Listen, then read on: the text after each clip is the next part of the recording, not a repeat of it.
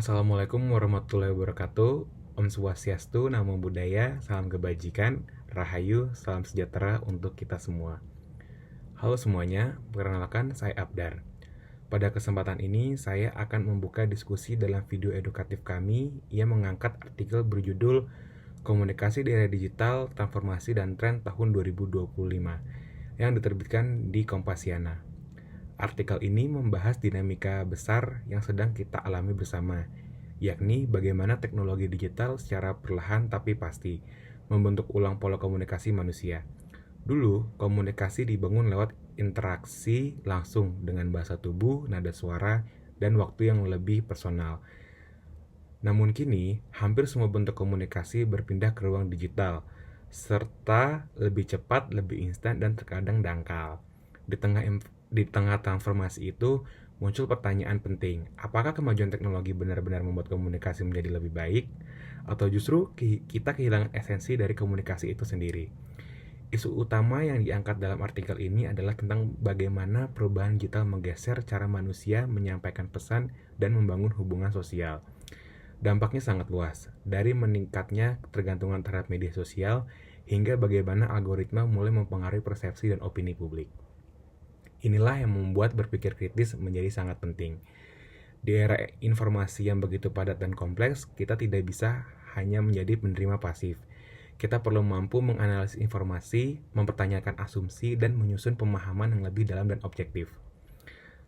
Sebagai pembuka, saya ingin mengajak kita semua untuk menyadari bahwa komunikasi bukan hanya soal menyampaikan pesan, tapi juga soal memahami, merespon, dan membangun makna bersama.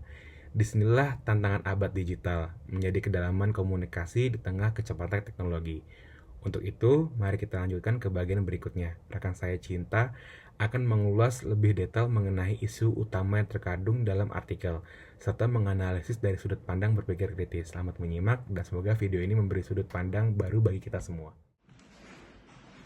Oke, untuk selanjutnya yaitu membahas mengenai identifikasi dan evaluasi masalah yang ada dalam artikel tersebut.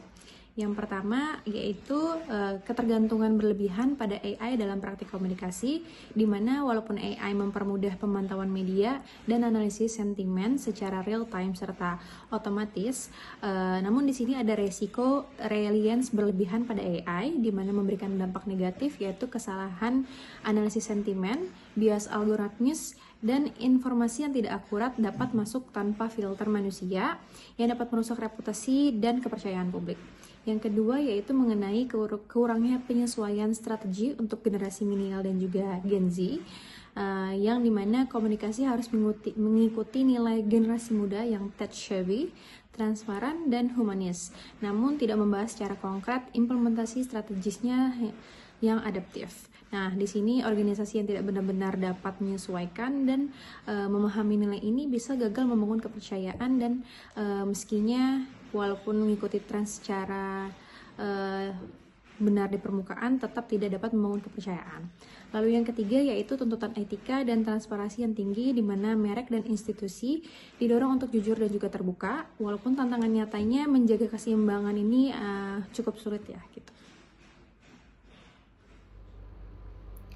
Dalam menyusun argumen yang kuat dan meyakinkan, penting untuk memahami 3 jenis klaim utama, yaitu klaim fakta, klaim nilai, dan klaim kebijakan. Klaim fakta menyatakan sesuatu yang bisa dibuktikan secara objektif, seperti data atau kejadian nyata. Misalnya, penggunaan media digital meningkat tajam pada tahun 2025 akibat transformasi digital, adalah klaim fakta karena bisa dibuktikan dengan data. Selanjutnya, klaim nilai menyangkut penilaian subjektif terhadap benar salah atau baik buruk. Contohnya, etika dan privasi harus menjadi prioritas dalam komunikasi digital, adalah klaim nilai karena menekankan pentingnya norma dan tanggung jawab. Sementara itu, klaim kebijakan berisi ajakan atau usulan untuk melakukan sesuatu, seperti pemerintah perlu membuat regulasi ketat untuk mengatasi penyebaran hoax di media digital.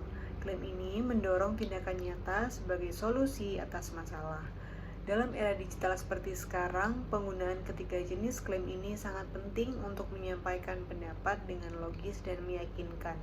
Dengan memilah klaim secara tepat, kita dapat membangun komunikasi yang lebih kritis, terarah, dan efektif dalam menghadapi tantangan informasi digital yang semakin kompleks. Lalu, jika semua pesan hanya dirancang untuk satu kelompok usia, kita beresiko mengabaikan keberagaman dalam masyarakat digital. Namun, seiring kemajuan, muncul pertanyaan penting. Apakah komunikasi kita masih bermakna ketika semuanya otomatis dan serba cepat? Kita mulai kehilangan nuansa manusiawi seperti empati, spontanitas, dan kejujuran. AI memang membantu, tapi ia tak bisa menggantikan perasaan. Di era digital, komunikasi berkembang sangat cepat. Media sosial, kecerdasan buatan atau lebih dikenal sebagai AI, dan platform digital lainnya memungkinkan banget sekarang pesan disampaikan secara instan, personal, dan luas. Generasi milenial dan Gen Z menjadi target utama daripada teknologi kini karena mereka dikenal si paling melek teknologi. Lalu, jika semua pesan hanya dirancang untuk suatu kelompok usia, kita beresiko banget mengabaikan keberagaman dalam masyarakat digital. Komunikasi digital itu memang menawarkan efisiensi, tapi itu belum cukup. Yang kita butuhkan tentu saja bukan hanya pesan yang sampai, tapi juga pesan yang menyentuh.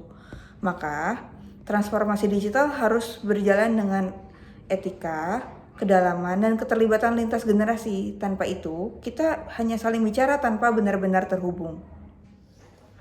Dalam era digital yang terus berkembang, komunikasi telah mengalami transformasi yang signifikan, tidak hanya mempengaruhi cara individu dan organisasi berinteraksi, tetapi juga memunculkan berbagai kesalahan penalaran yang perlu dianalisis secara kritis. Saya akan menjelaskan pola penalaran deduktif dari isi artikel dari judul tersebut.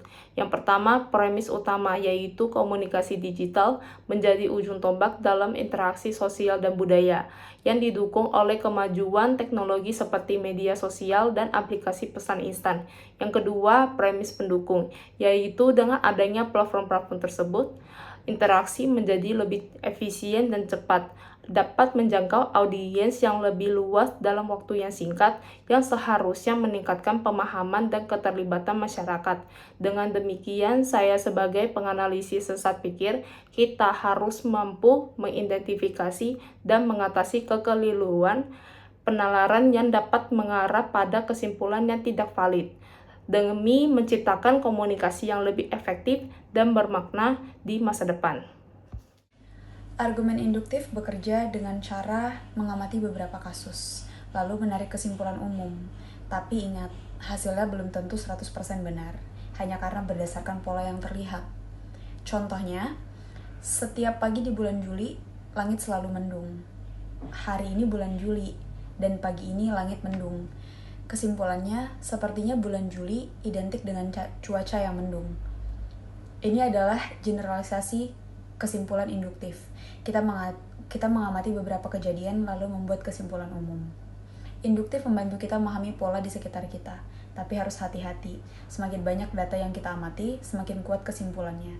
Jadi, jika kamu membuat argumen induktif, pastikan contoh yang kamu pakai relevan dan cukup banyak untuk mendukung kesimpulan. Kita bakal bahas salah satu aspek penting dalam berpikir kritis, yaitu mengenali logical fallacies atau sesat pikir yang ada dalam artikel ini. Kenapa penting? Karena kadang argumen yang digunakan jadi tidak logis dan bisa bikin kita salah kaprah kalau nggak kritis menilainya. Misalnya, kita lihat ada klaim seperti semua orang harus segera pindah ke media sosial karena itu masa depan komunikasi atau mereka akan tertinggal. Kalau kita analisis ini bisa jadi termasuk fallacy hasty generalization alias penyimpulan terburu-buru. Kenapa? Karena menganggap bahwa semua orang harus segera bergabung tanpa melihat kondisi individu dan dampaknya. Contoh lain, ada pernyataan kalau kita nggak mengikuti perkembangan teknologi ini, kita bakal ketinggalan zaman dan makin terisolasi. Ini termasuk fallacy false dilemma, karena menganggap cuma ada dua pilihan. Padahal sebenarnya ada opsi lain, misalnya kita harus menjaga komunikasi tradisional atau memilih jalur yang berbeda. Selain itu, misalnya ada argumen seperti teknologi berkembang pesat, jadi semua masalah komunikasi akan otomatis teratasi. Ini disebut fallacy hasty conclusion, karena menganggap bahwa kemajuan teknologi pasti menyelesaikan semua masalah tanpa bukti yang cukup. Nah, dari contoh-contoh di atas kita bisa belajar bahwa mengenali logical fallacies itu sangat penting. agar kita tidak gampang termakan berita atau argumen yang nggak sehat secara logika. Jadi selalu kritis dan cek lagi setiap klaim yang ada ya, teman-teman. Secara keseluruhan, artikel tersebut memberikan gambaran komprehensif mengenai bagaimana teknologi digital telah dan akan terus mendominasi landscape komunikasi. Untuk menjadikan refleksi ini bermakna dan edukatif, sebagai pembaca, kita perlu menerapkan keenam kemampuan berpikir kritis, bukan hanya dalam memahami informasi, tetapi juga dalam merespon dinamika komunikasi digital. Apakah itu ikut serta dalam metaverse, menggunakan AI, atau mendorong konten yang etis. Dan sebagai praktisi atau pendidik, artikel ini menjadi pijakan untuk merancang program komunikasi yang mengutamakan personalisasi, pengalaman imersif, dan transparansi, dengan tetap menjaga literasi digital, etik, dan inklusi.